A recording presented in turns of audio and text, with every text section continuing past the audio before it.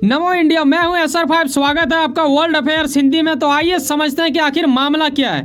जब आप एक ऐसे आर्टिकल पढ़ते हैं तो हम बात कर रहे होते हैं साउथ अफ्रीका के राष्ट्रपति यानी रामाफोसा, एक अद्भुत व्यक्ति जो हमेशा हंसते रहते हैं। ऐसे में उनके ओर से पीएम मोदी को कॉल किया गया, तब जाके यह पता चलता है कि पीएम मोदी वाकई में साउथ अफ्रीका में जाने वाले हैं। ऐसे में क्यों? दरअसल वहाँ पे ब्रिक्स का मीटिंग होने वाला है। आखिर ऐसा क्या हुआ जब हम एक ऐसे आर्टिकल पढ़ते हैं कि कॉल आया, उसके बाद ऐसा आश्वासन दिया जा रहा है कि हाँ ये जाएंगे। क्या ये पुष्टि हो चुका है?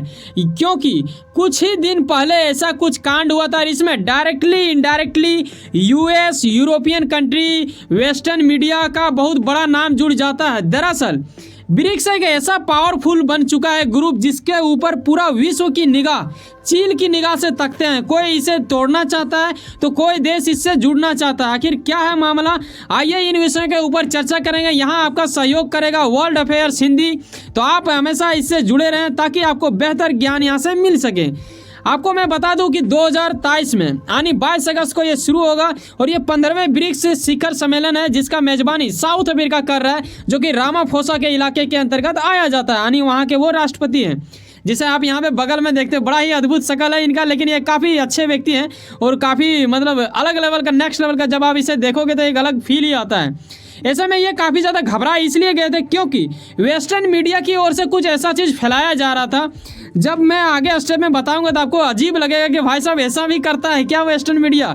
जी हाँ, यहाँ आप इस स्टेटमेंट के माध्यम से देखते हो जो कि 2 अगस्त का स्टेटमेंट है। ऐसे में क्या इन लोगों ने आर्टिकल में लिखा है कि संभावना है कि हो सके कि मोदी जी वहाँ ना जाए। अब सवाल ये आ रहा होगा आपके मन में कि अगर कोई देश उसके स्वागत के लिए इतना ज़्यादा जिद्दोजहद प्रयास कर रहा है तो रामाफोसा के इलाके में यानी साउथ अफ्रीका के लोगों में क्या बीता होगा जब उसको यह पता चला होगा कि कोई दूसरा देश के मीडिया ऐसा कुछ लिख रहा है कि पीएम मोदी उनके यहाँ पे जाएंगे नहीं, वर्चुअल फॉर्मेट में की जाएगी। यानी जिस प्रकार आप वीडियो कॉल करते हैं उस प्रकार। इंडिया में आपको पता है ना कि एससीओ मीटिंग इसी प्रकार किया गया था, तो हो सकता है कि ब्रिक्स भी ऐसा किया गया हो, ऐसा लोग सोचने लगे थे क्योंकि वेस्टर्न के अलग अलग मीडिया की ओर से ऐसा बात फैलाया जा रहा था। दरअसल ये भी आपको देखने को नज़र आ रहा है कि यहाँ भी एक अलग न्यूज एजेंसी के माध्यम से ऐसा कुछ आर्टिकल में सामने आया था जो काफ़ी दुखनीय स्थिति खड़ा कर देता है।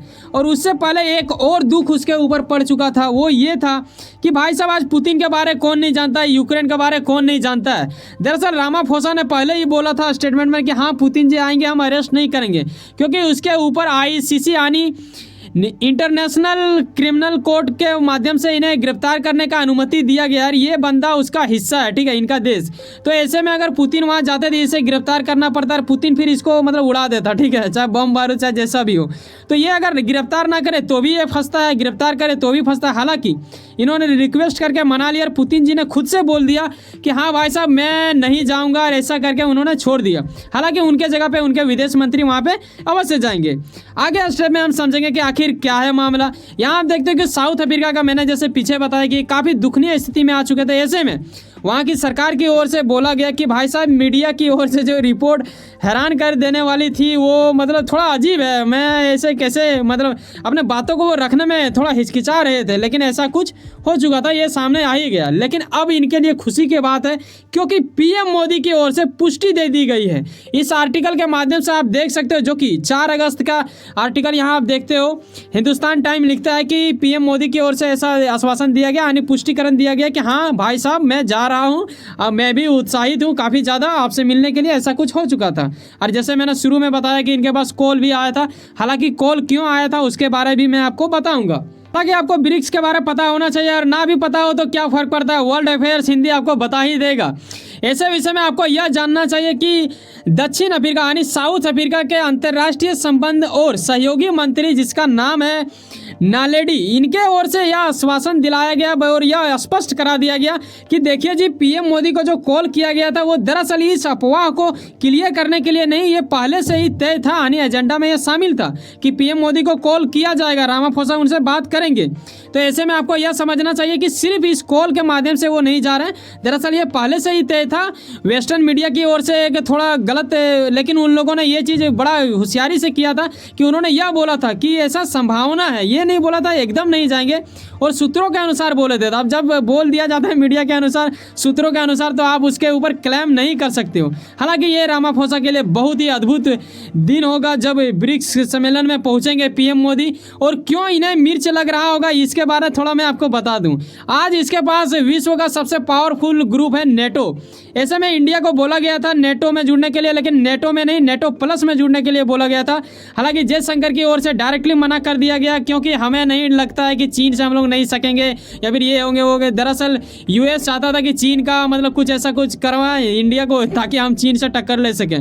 लेकिन मैं आपको बता दूं कि जब हम बात करते हैं ब्रिक्स का, तो हम ब्राज़ील, रूस, इंडिया, चाइना, साउथ अफ्रीका का बात कर रहे थे। इसमें 2 ही पावरफुल पर्सन है। यानी जब मैं पावरफुल पर्सन करता था, एक मोदी और शी जिनपिंग का कर रहा होता हूँ, यानी इंडिया और चाइना।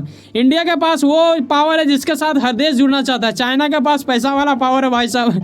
और ऐसे में गजब वाली बात यह है कि ब्रिक्स इन दिनों अपना करेंसी लाने वाला है। अगर ये करेंसी आ जाता है तो डॉलर को भी मात देने की कैपेसिटी रखेगा। और ऐसे में ब्रिक्स से अनेक देश जुड़ना चाहते हैं, जिसमें से पाकिस्तान वहियादों का देश भी जुड़ना चाहता है। हालांकि हम लोग उससे जुड़ने नहीं देंगे, हालांकि अभी तक तो इंडिया उसे जुड़ने नहीं दिया है, लेकिन आने वाले दिनों में कई और देश जुड़ेंगे, ऐसा आपको देखने को मिलेगा। उम्मीद करता हूँ कि आपको कुछ ना कुछ समझ में आया होगा। वैसे सुनो ना कहीं आप कुछ ना कुछ काम करते होंगे, यकीनन अपने काम के प्रति काफ़ी ज़्यादा उम्मीद रखते होंगे, यकीनन आपका मेहनत आपका मंजिल बन के मिले। वैसे सुनो ना, सब्सक्राइब कर लो वर्ल्ड अफेयर्स हिंदी और जुड़े रहो मुझसे। जब अब 8, 9, 10, 11 मिनट हमारे साथ समय बिताते हैं भाई साहब, एक लगाव बनता है। यकीनन सब्सक्राइब बिल्कुल फ्री होता है, करके जाए। मिलते हैं किसी नेक्स्ट वीडियो में। बाय, जय हिंद, जय भारत।